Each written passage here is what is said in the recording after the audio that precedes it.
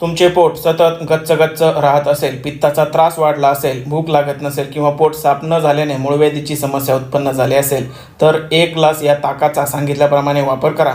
तुम्हाला आराम वाटेल. या आणि अशाने घरगुती उपायांच्या माहितीसाठी आरोग्यदायी आयुर्वेदला लाईक आणि फॉलो करा. यासाठी आपल्याला लागणार आहे घरगुती बनवलेले 1 कप दही, 1 ग्लास पाणी, पाव चमचा एवढी जिरे आणि काळी मिरी यांची पावडर, 2 चिमटी एवढे सैंधव मीठ, अर्धा चमचा एवढे बारीक केलेली खडीसाखर आणि शेवटी 5 ते 6 बारीक केलेली पुदिन्याची ताजी पाने. हे सर्व घटक रवीच्या साहाय्याने व्यवस्थित घुसळून घ्यायचे आहेत.